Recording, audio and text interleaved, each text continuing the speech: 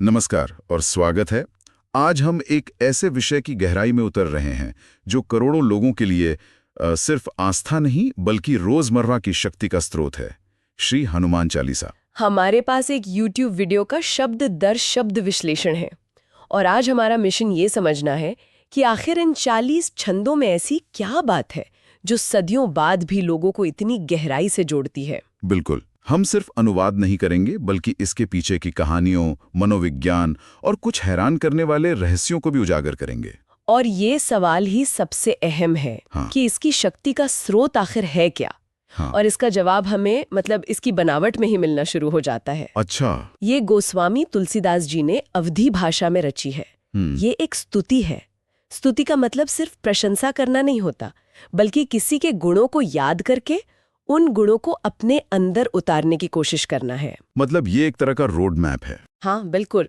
तो हम शब्दों के गहरे अर्थ के साथ साथ ये भी देखेंगे कि ये पाठ आत्म सुधार का एक नक्शा कैसे बनता है। ये एक बहुत दिलचस्प दृष्टिकोण है कि ये सिर्फ भक्ति का पाठ नहीं बल्कि एक तरह से सेल्फ इम्प्रूवमेंट का टूल भी है। तो चलिए इस नक्शे को इसके शीर्षक से ही पढ़ना शुरू करते हैं। श्री हनुमान चालीसा। श्री शब्द से ही शुरू करते हैं। ये इतना आम है, पर इसका यहाँ क्या खास महत्व है? देखिए, श्री सिर्फ एक उपसर्ग नहीं है, ये सम्मान और दिव्यता का प्रतीक है। हम इसे लक्ष्मी, समृद्धि, शुभता इन सब से जोड़ते हैं। सही। और एक बात पे ध्यान देना चाहिए कि हम श्री हमेशा दूसरों के नाम के आगे लगाते हैं, अपने नहीं। हाँ, ये तो है। ये विनम्रता का पहला पाठ है और यही चालीसा की मूल भावना भी है। आप दूसरे को सम्मान देकर ही ज्ञान पाने की यात्रा शुरू कर सकते हैं। यानी शुरुआत ही विनम्रता से होती है। बहुत खूब। और फिर मुख्य नाम आता है हनुमान। श्रोत में इसके एक से ज्यादा अर्थ बताए गए हैं। एक तो बहुत प्रसिद्ध कथा है। हाँ, वो बचपन वाली कथा, जब उन्होंने सूर्य को फल समझकर मुंह में रख लिया था, तब देवराज इंद्र ने उन पर वज्र से प्रहार किया जो उनकी ठोड़ी यानी हनु पर लगा। अच्छा। इससे वो थोड़ी सूज गई और उनका नाम हनुमान पड़ गया, मतलब जिसकी ठोड़ी विशेष हो। लेकिन इसका एक और गहरा दार्शनिक अर्थ है जो मुझे लगता है ज्यादा महत्वपूर्ण है। और वो क्या है? हनु का एक अर्थ होता है हनन करना या नष्ट करना, और मान का अर्थ है अहंकार। तो हनुमान का मतलब हुआ अहंकार का नाश करने वाले। बिल्कुल। ये उनके चरित्र का मूल है। वो इतने शक्तिशाली हैं, अतुलनीय बल है उनके पास, फिर भी अहंकार से कोसों दूर हैं। और अंत में चालीसा। हाँ, चालीसा मतलब जिसमें 40 चौपाइयां हैं। ये काव्य संरचना है, जैसे अष्टक होता है जिसमें 8 छंद होते हैं। ठीक है, तो शीर्षक हमें बताता है कि यह एक सम्मानित अहंकार नाशक देवता की 40 छंदों वाली स्तुति है। चलिए अब पहले दोहे पर आते हैं जो इस पूरी प्रार्थना की नींव रखता है। श्री गुरु चरण सरोज रज निजमनु मुकुर सुधार। ये पंक्ति आप कह सकते हैं कि पूरी चालीसा का उद्देश्य तय करती है। तुलसीदास जी कह रहे हैं कि मैं अपने गुरु के चरण कमलों की धूल से अपने मन रूपी दर्पण को साफ कर रहा हूँ। मन रूपी दर्पण। हाँ, यहाँ मन को एक आईने की तरह देखा गया है जिस पर इच्छाओं, क्रोध, भ्रम इन सब की धूल जम जाती है, और ज्ञान की यात्रा इस धूल को साफ करने से ही शुरू होती है। और एक बार जब ये मन रूपी आईना साफ हो जाता है तब क्या होता है? दोहे का अगला हिस्सा है, बड़नौ रघुबर बिमल जसु जो दायकु फलचारी। बिल्कुल, जब मन साफ होता है तभी तो आप श्री राम के निर्मल यश का वर्णन कर सकते हैं। और ये वर्णन क्यों करना है? क्योंकि ये 4 फल देने वाला है। धर्म, अर्थ, काम और मोक्ष। हाँ, ये 4 फल हिंदू दर्शन के 4 पुरुषार्थ है।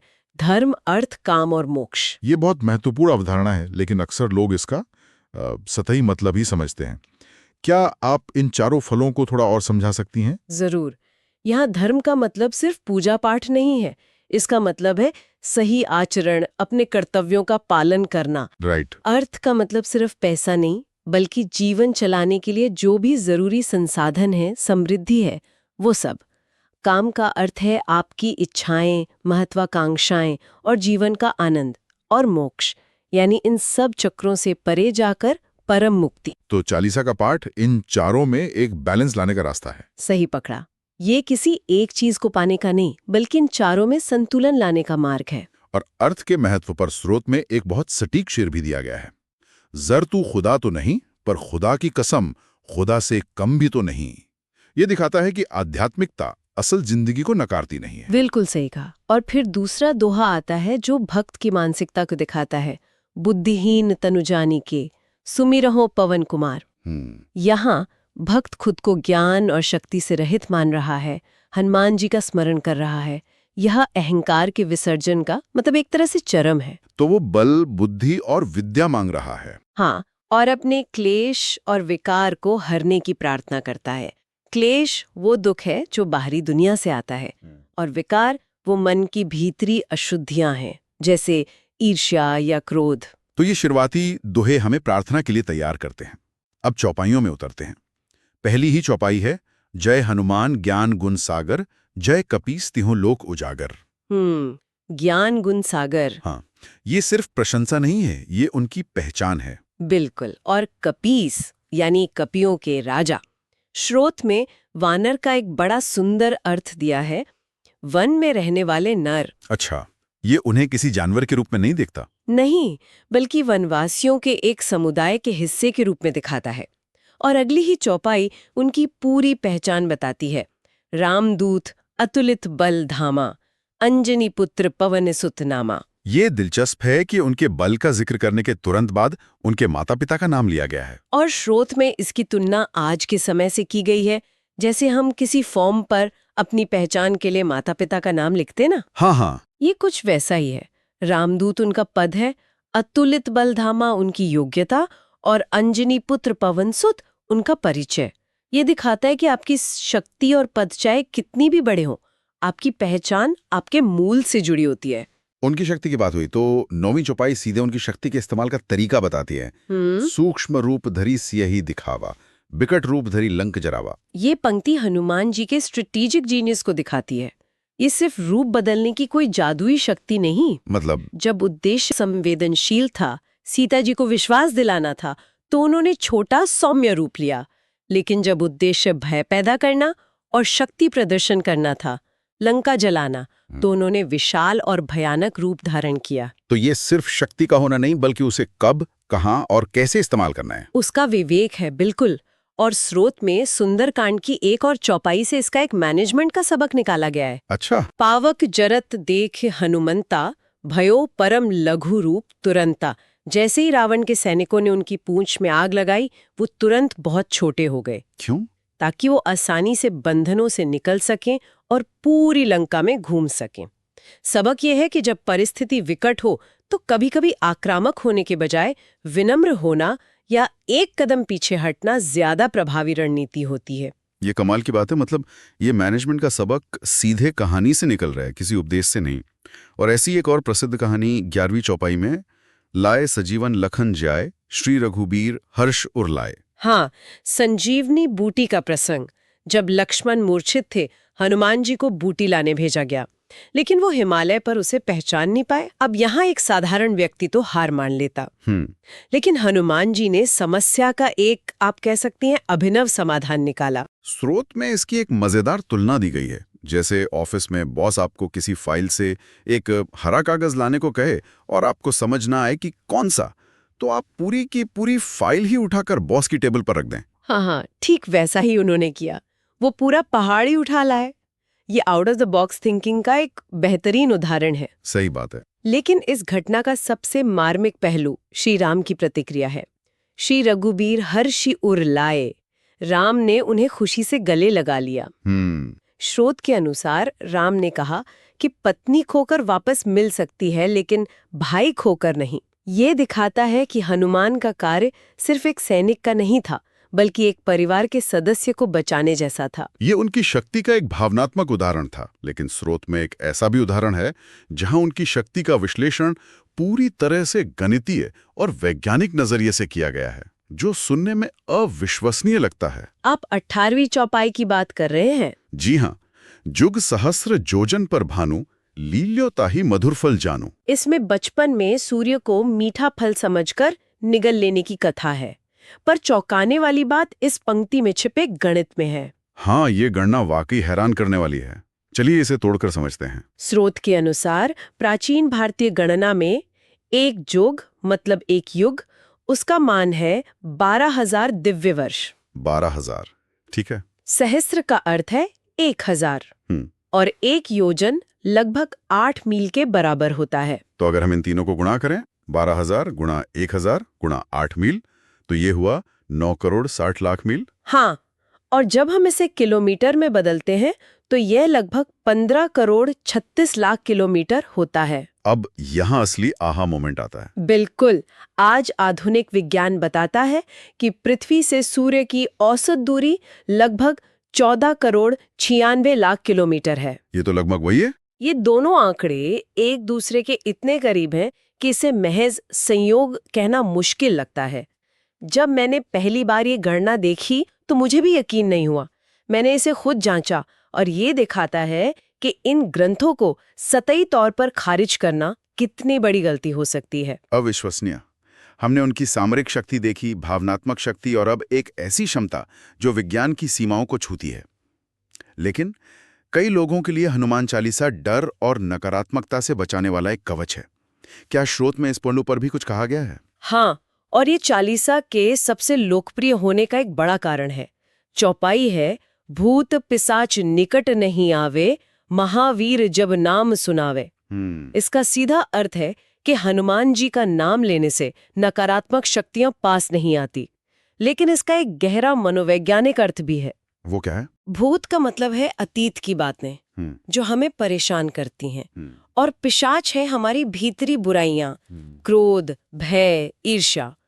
तो यह चौपाई हमें आश्वासन देती है कि हनुमान जी का स्मरण करने से, यानी उनके गुणों, निर्भयता और सेवा भाव को याद करने से हम अपने आंतरिक और बाहरी डरों पर काबू पा सकते हैं। तो ये सिर्फ बाहरी शक्तियों से नहीं, बल्कि हमारे अपने मन के भूतों से भी हमारी रक्षा करता है। बिल्कुल। और यही तो इसे और भी शक्तिशाली बना देता है। सही बात है। अब एक और चौपाई पर आते हैं जो उनकी अलौकिक शक्तियों की बात करती है। 31वीं चौपाई। अष्ट सिद्धि नव निधि के दाता, असबर दीन जानकी माता।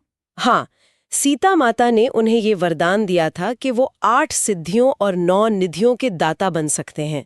मतलब वो जिसे चाहें ये शक्तियां दे सकते हैं। ये सिद्धियां योगिक परंपरा का हिस्सा हैं और मानवीय क्षमताओं की चरम सीमा को दर्शाती हैं। एक आम इंसान के लिए इन सिद्धियों का क्या मतलब है? क्या इन्हें सिर्फ शाब्दिक रूप से लेना चाहिए, या इनका कोई प्रतीकात्मक अर्थ भी है जिसे हम आज अपने जीवन में लागू कर सकते हैं? बहुत अच्छा सवाल है। इन्हें दोनों तरह से देखा जा सकता है। शाब्दिक रूप से अणिमा सिद्धि शरीर को अणु जितना छोटा कर लेने की क्षमता है। अच्छा। महिमा है शरीर को असीमित रूप से बड़ा कर लेने की क्षमता। गरिमा है शरीर को बहुत भारी बना लेना, जैसे अंगद ने रावण की सभा में अपना पैर जमा दिया था और कोई उसे हिला नहीं सका। राइट। एक और है वशित्व, यानी दूसरों को प्रभावित करने या वश में करने की शक्ति। लेकिन प्रतीकात्मक रूप से ये गुण है जिन्हें कोई भी विकसित कर सकता है। वो कैसे? अणिमा का मतलब है अपने अहंकार को छोटा करना। महिमा का अर्थ है अपने प्रभाव को इतना बड़ा बनाना कि आप समाज पर सकारात्मक असर डाल सकें। वाह। गरिमा का अर्थ है अपने सिद्धांतों पर इतना दृढ़ रहना कि कोई आपको डिगा ना सके। और वशित्व का अर्थ है नेतृत्व क्षमता, लोगों को अपने विजन से प्रेरित करने की शक्ति। तो ये सिद्धियां सिर्फ चमत्कार नहीं, बल्कि व्यक्तित्व विकास के लक्ष्य भी हैं। बिल्कुल। और निधियों का क्या? वो क्या है? 9 निधियां कुबेर के खजाने हैं जो जीवन के अलग अलग पहलुओं की समृद्धि का प्रतीक है।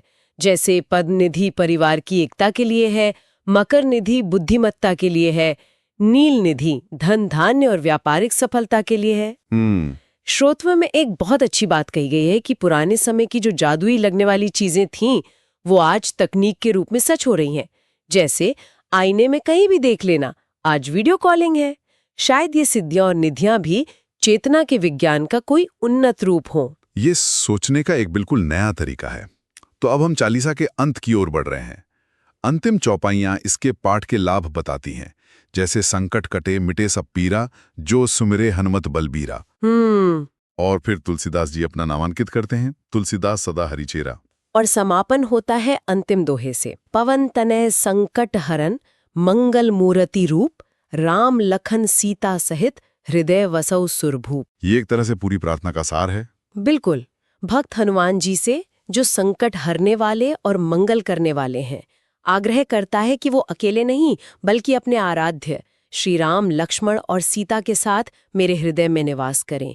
ये भक्त की अंतिम इच्छा है, सिर्फ मोक्ष नहीं बल्कि निरंतर भक्ति का आनंद। तो ये एक अद्भुत यात्रा रही। हम लोगों ने शीर्षक के अर्थ से शुरुआत की, फिर प्रार्थना के दार्शनिक आधार को समझा और देखा कि कैसे चौपाइयों में कहानी, मनोविज्ञान, मैनेजमेंट के सबक और यहाँ तक कि विज्ञान की झलक भी मिलती है।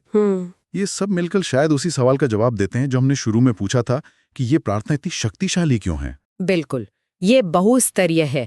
हर किसी को इसमें अपने लिए कुछ ना कुछ मिल जाता है। एक बच्चे को कहानियां मिलती हैं, एक गृहस्थ को संकट से लड़ने की हिम्मत मिलती है, एक साधक को दर्शन मिलता है और एक जिज्ञासु को विज्ञान और रहस्य के बीच की कड़ी मिलती है। सही।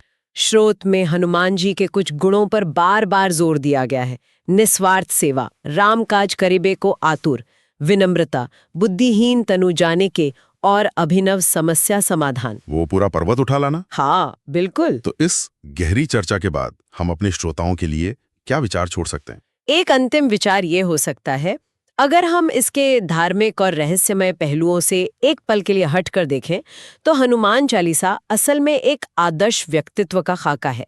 इन छंदों में वर्णित हनुमान जी के चरित्र से हम अपने आधुनिक जीवन के लिए लीडरशिप, सेल्फलेस सर्विस और मुश्किल समय में विवेक बनाए रखने जैसे कौन से व्यवहारिक सबक सीख सकते हैं। शायद इसकी असली शक्ति इन्हीं गुणों में छिपी है।